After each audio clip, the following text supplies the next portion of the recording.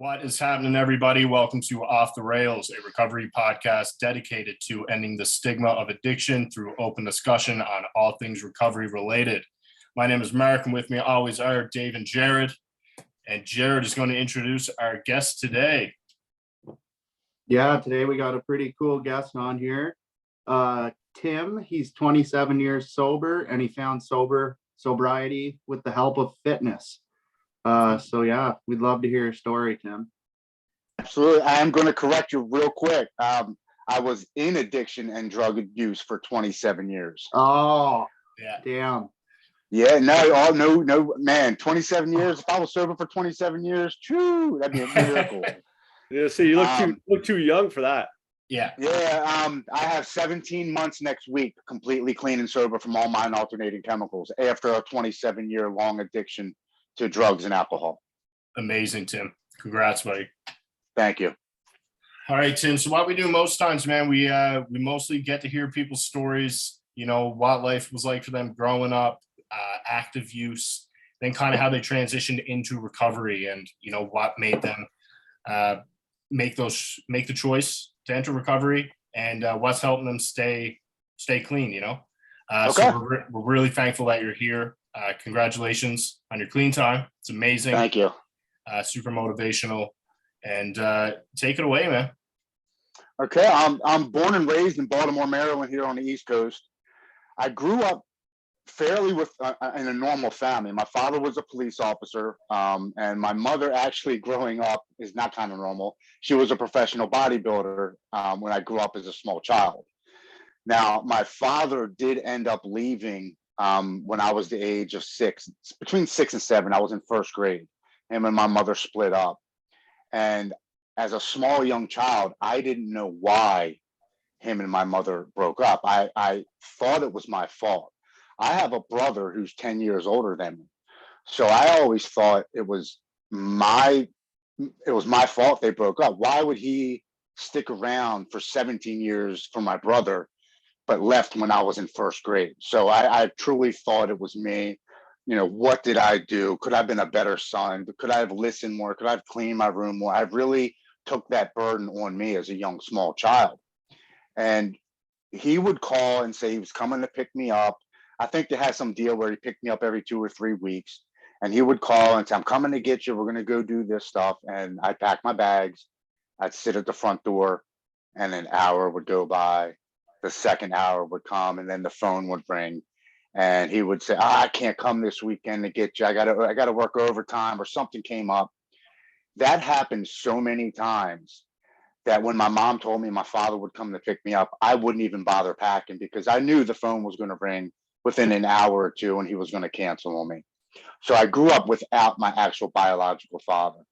In 5th grade, my mother did meet my stepdad. They ultimately got married, and he was in my life for the next 28 years of my life. So I did have a father-ish figure, and I say ish because it was no bond there from child to son. He taught me how to be a carpenter, taught me how to water ski, snow ski, taught me all the cool things, but he didn't have that bond of life experiences and how to pass down, how to grow up to be a man. So that affected me a lot. And I think I filled that void with playing sports because I was looking to be accepted. I was looking to excel at things. I was looking for that attaboy kind of a here you go. So I played baseball for 8 years. I was the all-star pitcher on the team. I played football. I was one of the best running backs on the team. And here in Baltimore in middle school, I actually grew up with Brandon Novak and Bucky Lassick.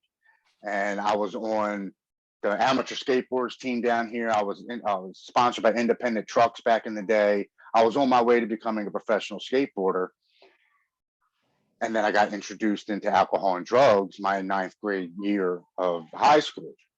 And before I actually started drinking and drugging, I became a junior Olympic and Golden Glove boxer. So I filled my life with athletics. The 9th grade of my high school year, they had a welcome to high school freshman party, and my buddy had it. And he invited pretty much the whole 9th grade. It was a huge party, and we got there and there was alcohol. And that is the very first time I ever tried alcohol. I drank so much, I got so sick, man. I was like, the next day, the hangover, the throwing up, the whole deal. And I remember my mom picking me up and she was like, "You drank alcohol last night, didn't you?" I was like, "Yeah." She's like, "You're going to be sick for the rest of the day. I'm not going to punish you because your whole day's ruined. And hopefully this deters you from ever drinking again." And it kept me from drinking until my senior year of high school. I wanted nothing to do with drinking, and drugs weren't even on my radar at that point. I'd never even seen them, been around them, nothing. My senior year comes around, and the summer before my senior year started, I signed up to be in the Marine Corps. So I knew once I graduated high school, I was going into the military. So I figured, you know what? I'm going to blow off some steam this year. I'm going to have some fun. I'm going to go to some parties. I'm going to experiment with drugs and alcohol because next year when I graduate, shit's going to hit the fan. I'm going in the Marines. So I started going to parties, started drinking. And once I started going to parties and feeling comfortable drinking, I was open to whatever was at the parties. I started smoking pot, started doing LSD a lot, like almost every weekend, mushrooms. And believe it or not, when I was in high school, PCP was around pretty heavy. I started smoking PCP, pain pills whenever I could get my hands on them. But it all stemmed from that alcohol first touching my lips. Once alcohol hit my lips, whatever was at the party was fair game. I was ready to go. Let's do it. And for me at 18, I was like, it's just a phase. Let me get it all out. Next year, I'm really going to be serious and let me have fun. I graduated. I go into the Marine Corps. The drugs 100% stopped. There was no drugs there was no drugs in the Marine Corps. I got tested on random, so that stopped.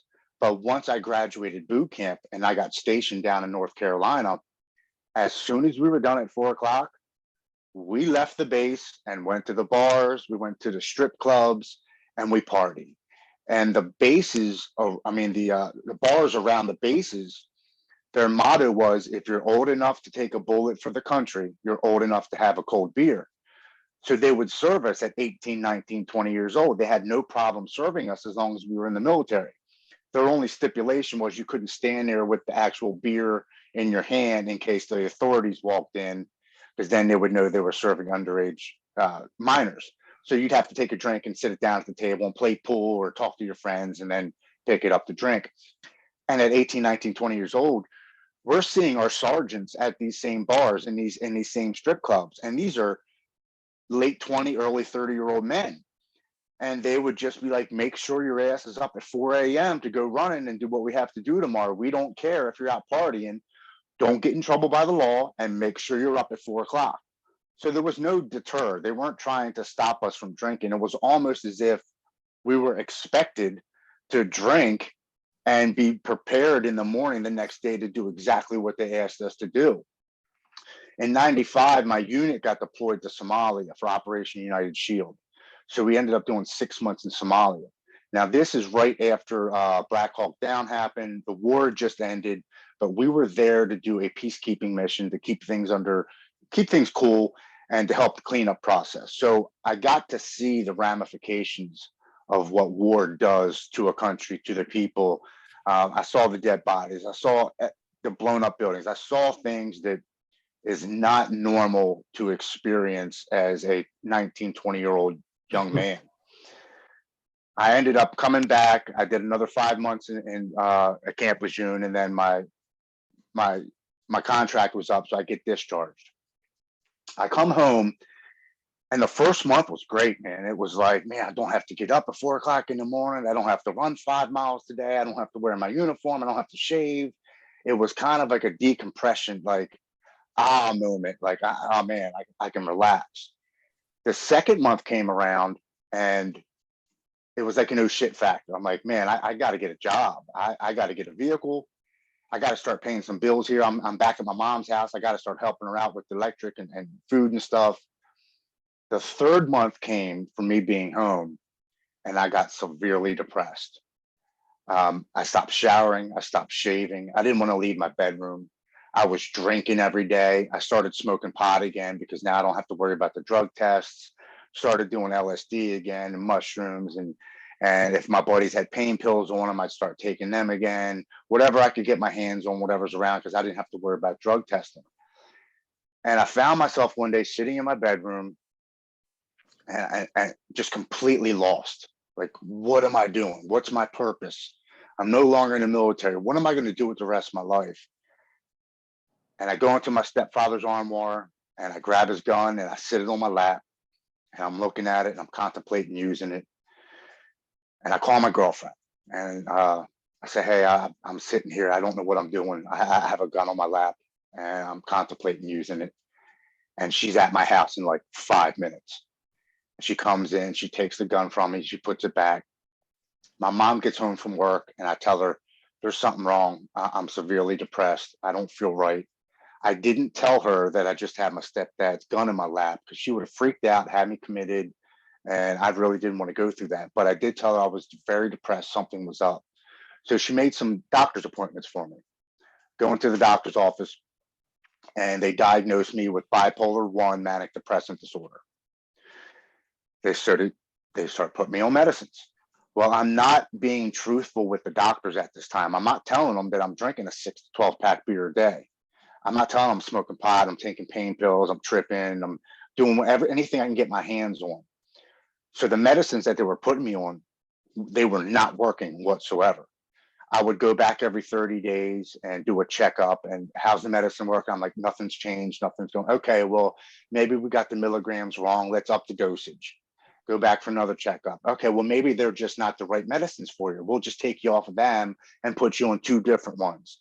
And that cycle of on and off medicines went on from the age of 21 up until I went to rehab at the age of 44, because I never was truthful with the doctors. I was never honest telling them that I was drinking and drugging every single day. So it didn't matter what medicines they were going to put me on, what milligrams, what cocktail, none of it was going to work because the alcohol and the drugs were in my system.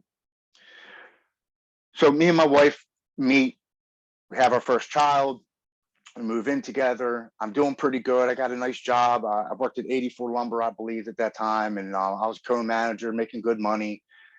I was maintaining my life. I was paying my bills. I was going to work, but I was still drinking every day. I was still smoking pot every day. I was still taking pain pills. My second daughter comes along and we had sold our second house, moved up to a farm, and I just lost another job. And what I mean by another job is from the time I was 20, when I got out of the Marines, up until I was about 40, I had 46 employments. And that's all due to my mental illness and drug and alcohol abuse. And I always thought it was just, this job isn't for me. I'll move on to another one. I'll stay here for 3 months. If I didn't like it, I'd quit. I just wouldn't even go. I wouldn't even call. And I'd just get back and look on the paper and go to another interview and get another job. So that went on for years. And finally, I was 32 and I just lost a job again. And my wife's like, what's going on? And I said, I don't know. I just can't get a job. I can't keep a job. I don't know what I want to do in life. I'm completely lost. And she's like, well, we got to figure out something. We have 2 kids now. We have a mortgage, we got to do something. And I said, I really miss sports. I really miss competing and being in shape.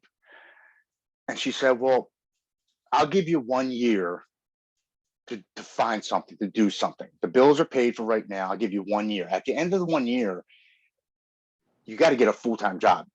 Enough's enough. So this is when mixed martial arts was really getting huge and big. It had already been big, but really coming around. And I said, you know what? I'm gonna go to the mixed martial arts club down the street, and I'm gonna start training and fighting.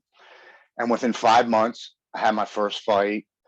7 months, a second fight, and I fought for the next 3 years. And I fought on TV in Atlantic City, Harris Casino. I had sponsors. I was doing pretty good. Now I wasn't making that much money. It was $1,500 to $2,000 tops per fight. And I was only fighting like 4 to 5 times a year, if that, depending on the fight camps and the dates in between. So I wasn't making a lot of money, but I felt as if I was filling a void that I had lost since being out of the military. finally, my last fight comes up. I'm 35. And during the end of the fight, I tear all 3 ligaments in my rotator cuff. I completely tear my rotator cuff. And I get back to the locker room and I can't put my shirt on. So my trainer helps me put my shirt on. I go back out to where my family and friends are, and I'm holding my beer in my left hand. And usually my dominant hand is my right hand. And my wife notices, why are you holding your beer in your left hand? And I said, I can't lift my hand. I can't lift my arm up. She goes, what do you mean? I said, I can't lift it above my belly button. And she's like, you've got to be kidding me. I said, no, I did something. She said, you're done. That's it. You're 35. You're done. You had fun. Now we got to go see what's going on. So I go to the doctors, and sure as shit, I tore all my rotator cuff. I had to have major constructive surgery on my rotator cuff. And that started the next 4 years of abusing pain medicine. And during those 4 years of me abusing pain medicine, I had 4 more surgeries. I had to have 2 neck operations. I had to have a hernia operation and reconstructive surgery on my right arm because I tore all the ligaments and tendons down to my forearm. So they just kept giving me pain pills. And we're talking, this is 10 years ago, or maybe 8. So it wasn't like it was now to where they would only give you a little bit, then you'd have to go see a pain management clinic. I would just directly go to my doctor and say, I'm still in pain. And he would say, well, what are you taking now? Oh, I'm taking the Percocets, but it messes up my stomach. Can we get something else? Sure, I'll put you on hydrocodones. I'd go back in the next month. How's the hydrocodones working? Oh, well, they're okay, but they don't have the kick that the Percocets had. Okay, well, I'll tell you what, we're just going to put you straight on Oxycontins because they seem to do the best for everybody. So he put me on Oxycontins, and I ended up being on 20 milligram Oxycontins for the next 2 years. And like every good addict, I wasn't taking 1 every 4 hours. I was taking 2 and 3 every 3 to 4 hours. I was finishing my prescription 2 weeks earlier before I had a refill. And I would always come up with an excuse. I dropped it in the toilet. I hit it with my elbow and it fell and I spilled it everywhere. Can I get another refill?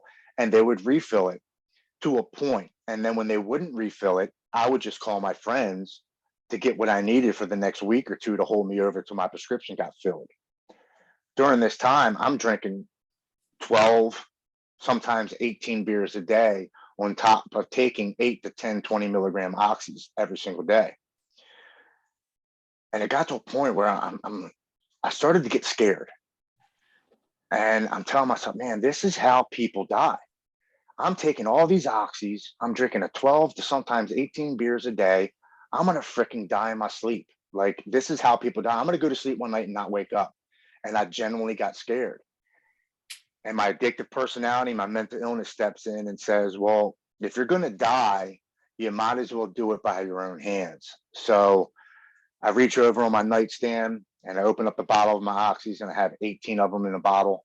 I take all 18 of them and I drink a 12-pack of beer within like 2.5 hours. And I remember getting back to my bed and laying down and simply praying, please don't let me wake up because I want the pain to stop and I can't stop taking these drugs and alcohol. I just want it to end.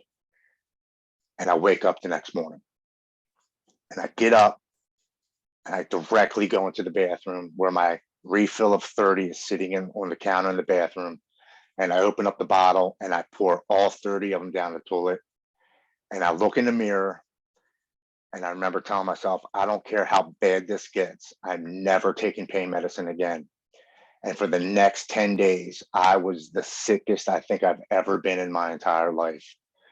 Insomnia, sweats, nausea, throwing up, going to the bathroom, the jitters, racing thoughts. And every morning when I would wake up, I would look in the mirror and say, we're never doing this again. Remember how this feels. Don't ever do this to yourself again. I was able to stop the pain medicine by myself. But now I'm missing something. I'm used to having alcohol, my pain medicine, and my marijuana. Well, now my pain medicine's missing. So it feels like I don't have that middleman there. What am I going to do? So I get in my truck one day and I'm like, I'm going for a ride, man. I'm just not, I'm beating myself up. I'm an addict. I can't stop drinking. Me and my wife are fighting. My kids you know, me and my kids aren't getting along. I've lost jobs. Me and my mom aren't getting along. And I go take a ride through this park.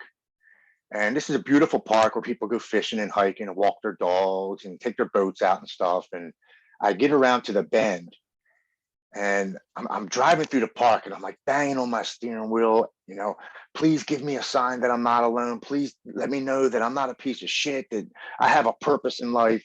And I get around the bend of this park, and there's a tree where my senior year of high school, my best friend lost control of his car and hit the tree and lost his life at the age of 18.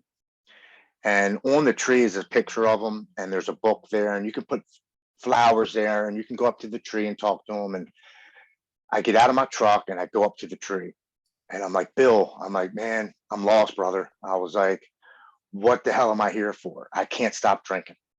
I've lost all these jobs. Me and my wife are on the verge of a divorce.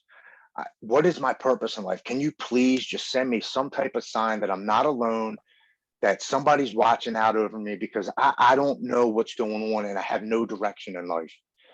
And I get back in my truck and I go to leave the park, and I'm crying. I'm pretty bad. I'm in bad shape, and I can't really drive. So I pull over, and instead of pulling over on the right-hand side of the road where the road's leading, I pull over on the left-hand side facing oncoming traffic, and I park.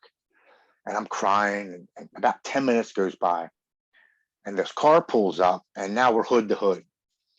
And I watch this man get out of his vehicle, and he opens the back door and he grabs his dog, and he's about to go walk the dog at the over by the water. And I'm looking at this man. I'm like, man, he looks awfully familiar. And I'm looking, and all of a sudden it dawns on me. It was my best friend who passed away in 1996. It was his father. I hadn't seen him in 21 years. This is March 16th, 2017. And I get out of my truck and I say, Mr. Bill. And he looks at me. He's like, Timmy, what's going on? You okay? And I broke down. I fell on the curb. I'm crying. I'm like, I'm an alcoholic. I'm an addict. I can't stop. I have no direction. I'm lost. And he walks over to me and he puts his hand on my shoulder and he says, Tim, I'm not supposed to be here this morning. I'm supposed to be in Myrtle Beach at a family reunion. I was supposed to leave at 6:30 this morning. My wife came to me in a dream last night and told me to come walk the dog at 10 a.m. this morning here at this park. And I look at him, I said, I just stopped at Bill's tree and I asked him to send me a sign that I wasn't alone, that everything was going to be okay, that somebody was watching out over me. And he looked at me and goes, I truly believe I was here to see you this morning. And we hugged and we talked for like 15 minutes. And as I'm leaving the park, I feel better. I feel as if, okay, you know, I'm being watched. Everything's going to be all right. I'm going to be okay. And my addictive personality steps in and says, you're right. So you don't have to stop drinking. You don't have to stop drugging, because you're being watched now and nothing's going to happen to you. You're bulletproof. So for the next 4 years, from 2017 up until 2021, when I got into rehab, I drank the most alcohol I have ever drank in my entire life. To fill the void of the medicine, of the pain pills not being there, I started supplementing it with Fireball whiskey. And it just started with buying 4 or 5 miniatures in the morning, and I would pound them back. And that would give me that hot, warm feeling that the pain medicine used to do. And I was like, okay, you know what, man, this is what I was missing.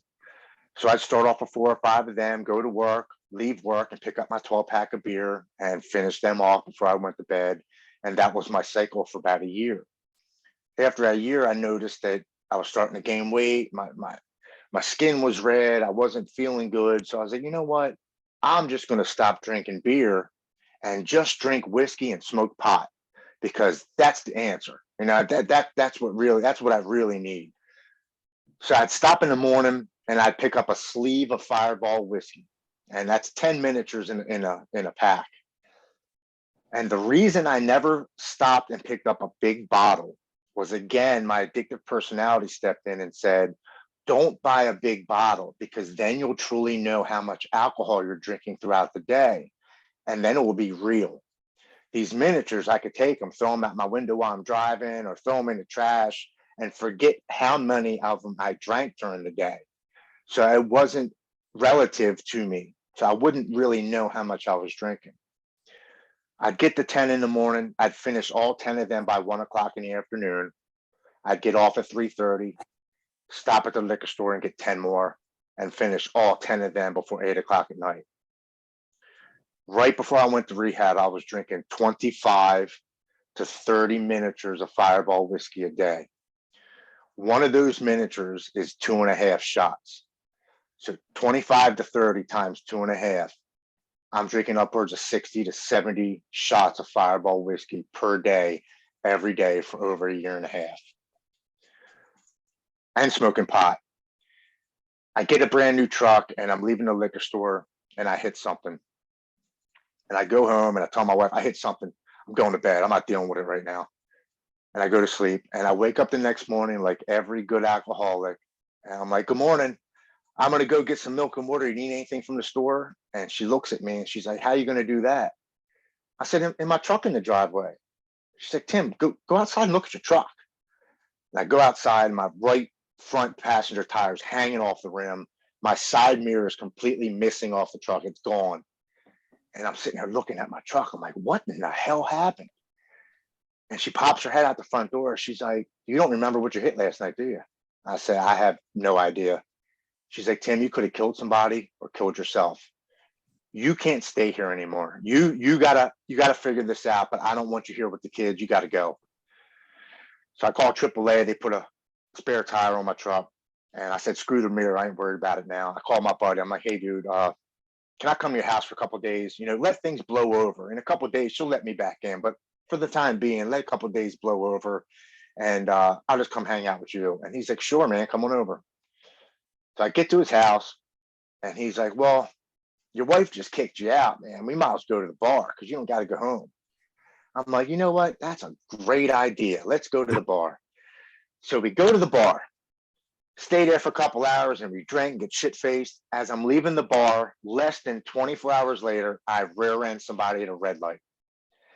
And I get out and I look and the guy's got a tow hitch on the back of his truck. So his truck is actually fine, but my whole front of my bumper was all jacked up.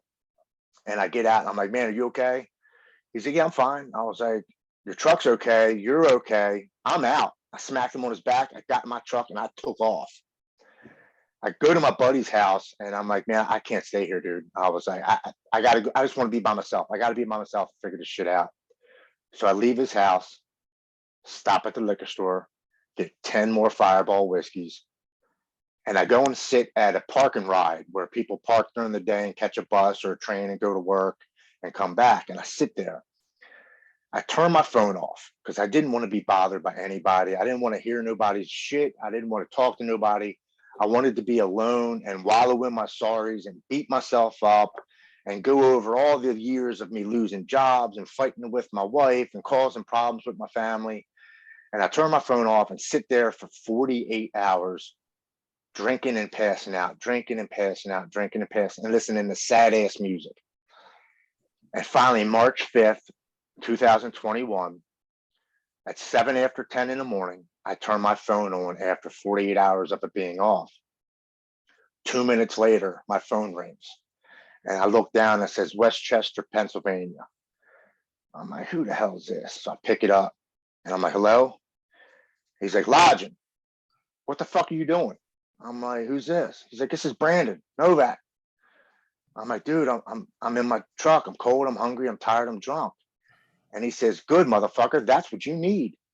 He's like, I just got off the phone with your wife and your mom. I have a plane ticket ready for you this evening, 8:30 p.m. You're going to get on that plane. You're going to go down to Banyan Treatment Centers in West Palm Beach, Florida, and you're going to go get help. And I'm like, okay, man, I hear you. You know, I gave him the whole, okay, I hear you. I'm going to, blah, blah. And I hung up the phone. 10 minutes goes by and my wife calls me. And she's like, hey, I just got off the phone with Brandon. Can you please come home and take a shower, eat, pack your bags, and take a little nap? I had about 4 to 5 hours before the plane left. I'm like, okay, I'll come home. So I go home, take a shower, eat, pack my bags. I couldn't eat, pack my bags, take a shower. I couldn't nap and I couldn't eat. I've been drinking for 48 hours. Not only is my stomach jacked up from all the liquor I've been drinking, but now I got anxiety and panic because now I got to get on a plane and go to rehab in Florida. How long am I going to be away? How the hell did I let my life get so bad that I've got to go to rehab to fix this? What the hell did I do to myself? And I started feeling like a piece of shit. Like, oh my God, I can't believe I did this to my family. I can't believe I did this to myself. And I'm sitting on the edge of my bed, and my addiction grabs me by the hand and walks me to the basement of my home, and throws a rope around my neck and stands me up on a bucket in the dark in the corner of the basement of my house, and tells me to jump, tells me to end everything because I can no longer take the pain anymore.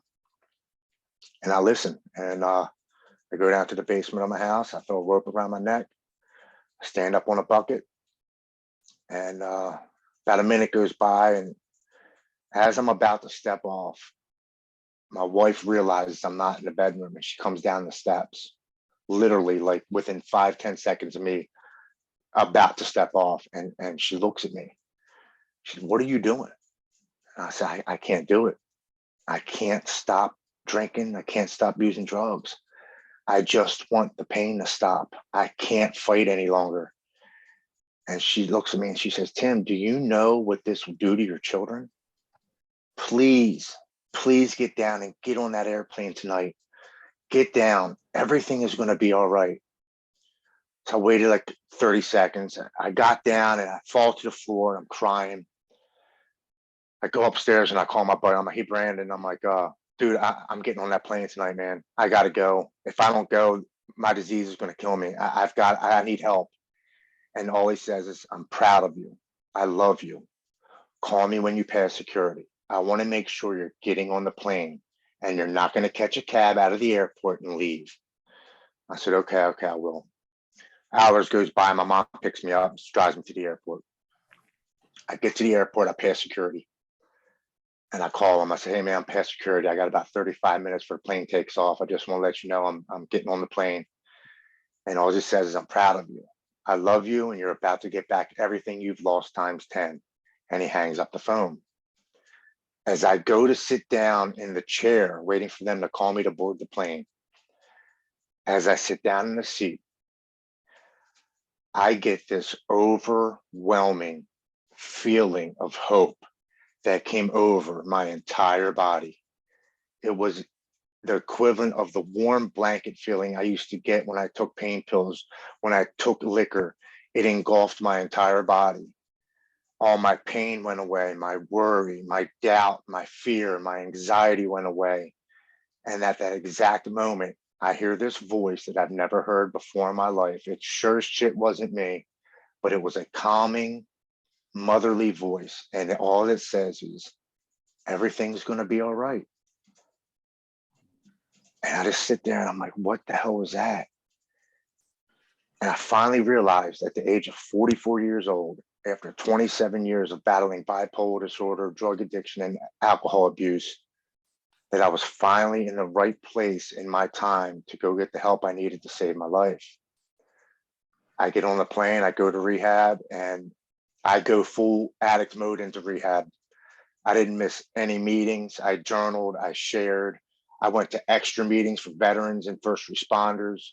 I worked out with a personal trainer Mondays, Wednesdays, and Fridays. I completely changed my diet, and I started to believe in a higher power, which I never did before. I wouldn't say God or Jesus, but I believed in something other than myself. And that was the very first time that I ever even acknowledged or accepted that. I started to have faith in that what I had to go through wasn't happening to me, but it happened for me. It happened for me to realize how precious this life that we have is, how much I really, truly took for granted and didn't appreciate what I had. And I didn't, I left rehab. I did 98 and 90 meetings in 90 days, got a sponsor, started working the steps of recovery, started living by the traditions, started praying every night, started going to the gym every single day. And for the first time in my life, I'm now coming up on 17 months sober. I'm the healthiest, happiest person I've ever been.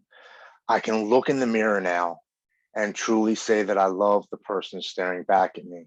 When before, when I looked in that mirror, all I saw was a freaking monster. All I saw was some person that I hated, the eyes that looked back to me. I'm thankful to be alive.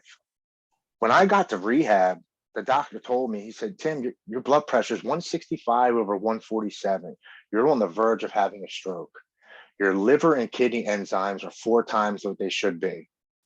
If you had continued to drink like this for the next year, you wouldn't have made it to the age of 47, because the damage you did to your kidneys and liver would have been irreversible, and you would have ultimately died of drug addiction, alcohol abuse. He said, you came at the right time in your life for all of this to be reversed, and you can live a normal life. So that's when I stopped believing in coincidences. There was no coincidence that I slept at 48 hours in my truck, and 2 minutes later, after 48 hours, my friend called me. There was no coincidence that it happened that day and I was on the plane and the doctors took those tests, and I realized that I was slowly killing myself, that I didn't even know.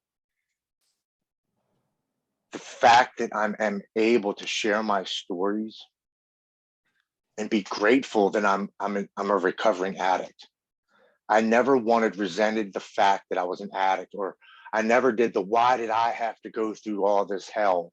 Why did I have to go through 27 years? Because during recovery and during the steps of speaking with my sponsor and learning about myself, I realized that that's just what I had to go through. That was my story.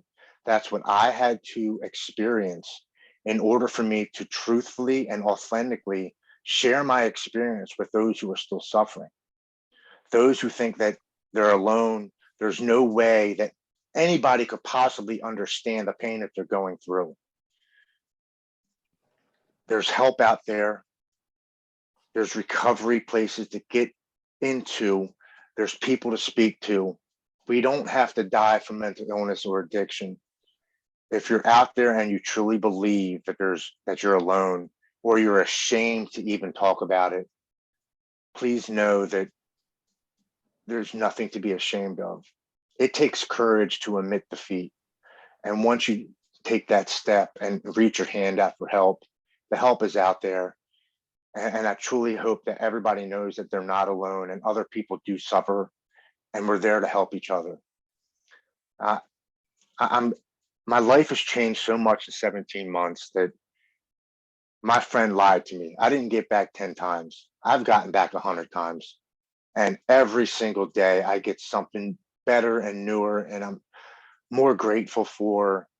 I got my family back, man. My girls, when I used to walk in the door, my house would scatter like roaches with the lights coming on, because they didn't know what father was coming in the door. My little girls were scared of their dad. Thank God I was never physically abusive, but I sure as shit was verbally abusive. I said some nasty shit to the people I love the most. And now when I come in the door, my girls hug me, they kiss me, they tell me how proud they are of me. They tell me how grateful they are to have their father back.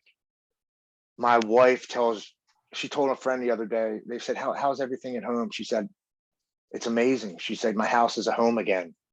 We don't fight. She said, and even if I want to fight, he just asked me, let's come up with a solution, because I don't want to argue.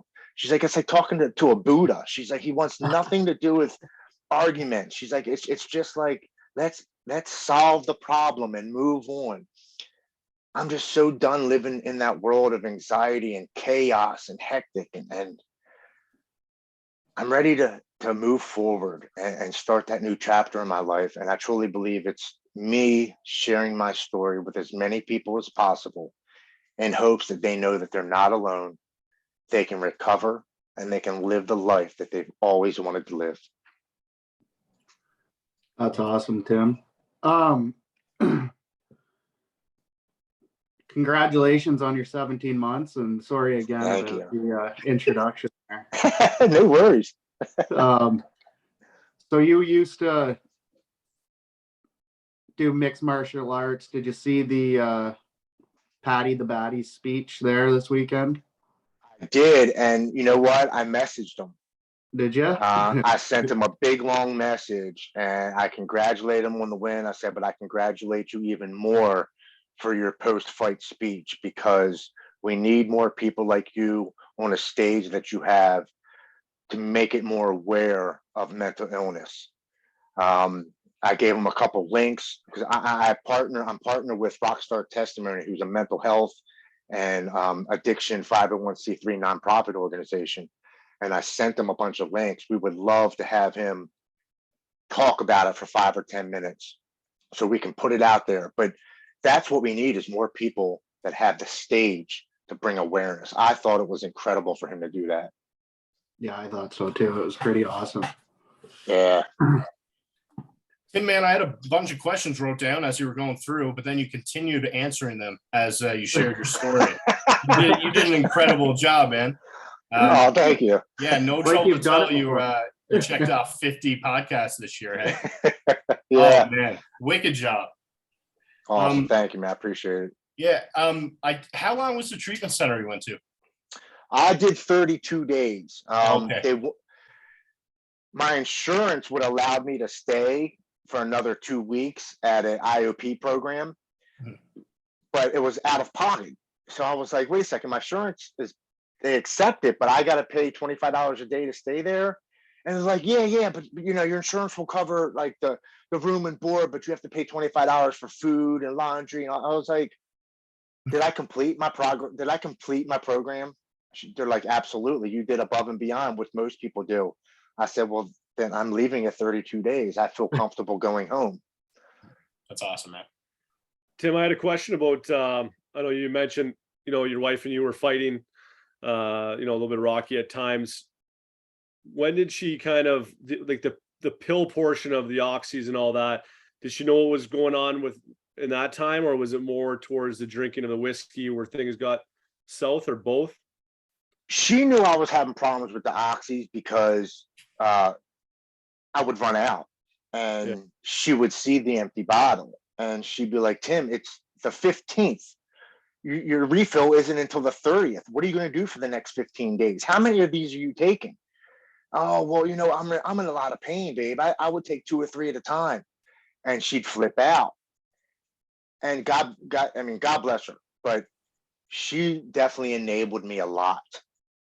She would tell me to cut it back and give me ultimatums, and then ultimately wouldn't stick by her ultimatums. So, which allowed me to continue to use. I'm not saying that that's an excuse or a justification of my use, but I wasn't held accountable the way I probably should have been. Not saying that that would have cut my addiction any shorter, because we both know, you know, when you're an addict, you don't give a shit about anything or anybody. You're gonna get that fix or that drug or alcohol in you. But I think she loved me a little too much, to be honest with you. She would say, just take a couple of days off from drinking. I don't want to see beer in the refrigerator over the weekend. And every once in a while, I wouldn't put the beer in the refrigerator, but you're damn sure I'd have a cooler in the back of my truck full of beer. It just wouldn't be in the refrigerator for her and the kids to see. So I'd find my way around it. I'd sneak it. I'd hide it. And then she would find out again and say, are you kidding me? You did it behind my back. You know, this shit's got to stop. You can't keep doing this to me. But she would never stick to her guns. When she finally did stick to her guns and actually kicked me out of the house, I truly believe that was one of the awakening moments for me. That finally I was like, wow, I've been with her since 1996. It's 2021. She's serious, like, and she's my life. My kids are my life. My wife is my life. And if they don't want me, why even live? Why even be here anymore? Because that's truly the main thing for me that I love the most is my family. And if they don't want me, what am I going to do now? What else is going to happen to me?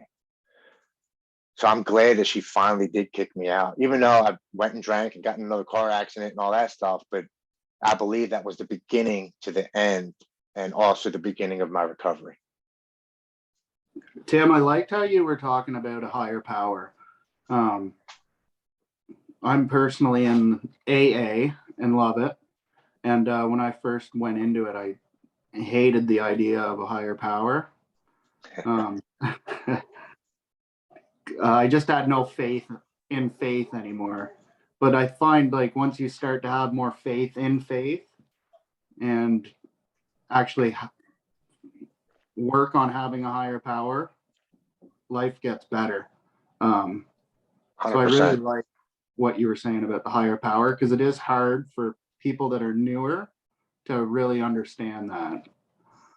Yeah, and not to knock religion. I'm not that Jesus Christ God guy. You know what I mean? I think there's much more out there.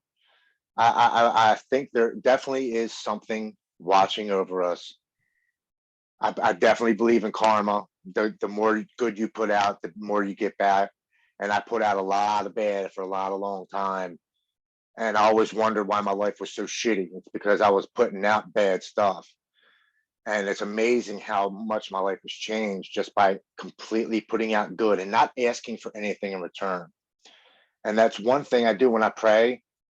I pray for other people. I pray for good things to happen to other people. I never pray for myself. And I find that's helped as well. And that too many cool things have happened to me in my sobriety that I can't explain, that I'm like, okay, that's not a coincidence. That can't, like, when I first got home from rehab, I'm looking for home group. I'm in AA as well. I'm looking for home group. I'm like, where am I going? I'm looking, and there's one like 10 minutes from my house. I'm like, I'm gonna go there, and it's called Over the Rainbow. I'm like, okay, pretty quaint and simple. Sounds good. I'll go there. I get there the very first day, and I sit down. 5 minutes goes by, and this storm hits, and it goes for like 10 minutes, and then it stops. A lady walks in the front door, and she says, "Everybody come outside and look at the rainbow over our building." And I go outside and I look up and there's just a rainbow over my new meeting place called Over the Rainbow. And I just had a chuckle and I looked up and I was like, are you kidding me right now? I was like, that's not a coincidence. Like, that's just too cool. So that ended up making that my home group. And that's where I found my sponsor. And that's where I continue to go to this day. Tim, I frequently tell people like there's like an energy with people in recovery, I find. And you seem to have that energy where, you know, like you're grateful that like a second chance at life, I find. And it's incredible to see, man. So thank you. Oh, thank I you for did. saying that. Yeah, no worries. And I had a question. Like, I found when I entered recovery, I was kind of the thought of like revisiting shit from my past just like terrified me, right? Like, I didn't want to dig deep, dig up those feelings and stuff like that. In your recovery, have you been able to revisit stuff and work on things from your past and continue to work on yourself every day? I have. And I tell you what, I was scared at first. I really was. I was like, I don't want to deal with that shit. I don't want nothing to do with it. Let me just move on. And my sponsor says, how can you move on without taking care of what's behind you? And I'm like, what do you mean? He goes, I don't want you to dwell on it, but you need to acknowledge it in order to move on and to heal properly. He said, this is all about healing and moving on and becoming a better person. And you can't do that without taking care of what has been bothering you for so long. For example, my father thing that I held on for 30 plus years, thinking that I was the reason why he left and he didn't love me. And I talked to my mom when I got out of rehab, and she's like, you really thought your dad left because of you and you use that sometimes to drink and drug? I'm like, yeah. She's like, oh my God. She's like, hun, she's like, that had nothing to do with you. She's like, your father liked other women and he liked to cheat on me. She said, you had absolutely nothing to do with it. He loved you. And I said, well, why didn't he pick me up? She said, half the time he did have to work overtime. She goes, another half he was chasing women because he's a selfish asshole. But it doesn't mean he doesn't love you. She said, but I can't believe you held on for that for so long. I said, well, I was a child and my dad left and he barely spoke to me and we barely had a relationship. 4 months ago is the first time I saw my dad after 4.5 years. And it's the first time I've seen my dad since the age of 18 being sober. And it was at my daughter's baby shower. I just have a 2-month-old grandson. And my mom walks over to the table and she's like, your father's here. And I did get that warm anxiety feeling hit my chest real quick. But then the tools that I've been learning in recovery said, get up and go deal with it. And I get up and I walk over to him and I'm like, hey, old man, how you doing? And he looks at me. And it's a man who spent 37 years in the police force, was in Vietnam, served in the army. And he looks at me and he starts crying and he hugs me. And he comes back and looks me in my eyes again. He says, son, I'm so proud of you. I love you. Please don't ever let this happen again. I never want this much time to get between us again. And he hugged me and held on to me. I think the tightest that man has ever hugged me in my entire life. And the fact that I was able to look at him through sober eyes and through a grateful heart, and to be able to let the past go. And that's what I told him. I said, Dad, I just want to move forward. Whatever happened in the past happened in the past. I love you. You're my father. And I would love to have a relationship with you now because I'm a different man. And he said, I would love that too, son. That was a big step for me. That was one of my amends that I had to make. And to be honest with you, man, I've been really open to becoming a new person, because if you're going to do the recovery, anybody can be sober, but most of the time you're freaking miserable. If you're going to live the life of recovery, you've got to be open to change your life and become a better human being. You have got to be open mentally, spiritually, and physically to change your entire perspective on how life works and why we're here, and how truly grateful it is that any one of us are even born. You know, the odds of us being born is 1 in 400 billion. 1 in 400 trillion that we were even born. So we were already a miracle. We're all born with something exceptional and something to give back. And I'm not going to waste any more time, man. I wasted 27 years of my life. You know, alcohol took and promised me everything. And I'm coming for everything that it took and promised me. I'm coming for it all. I'm now training for my first on-stage bodybuilding show in November. I just finished last month. I got 3rd place in the Muscle and Fitness magazine competition. First place was the cover of Muscle Fitness magazine and a 2-page spread inside and $25,000. Dude, I got 3rd place out of like 10,000 people. And I was sad the next day. I was kind of bummed that I didn't win, and I beat myself up over it. And my mom called me and she said, hey, how you doing? I said, I'm pretty sad. I didn't get first. And she said, are you kidding me right now? She's like, Tim, from where you came from last year to within under a year and a half, you got 3rd place in an international competition for a magazine. Son, you won. I love you. I'm so proud of you. This is a win, and you need to look at it as such.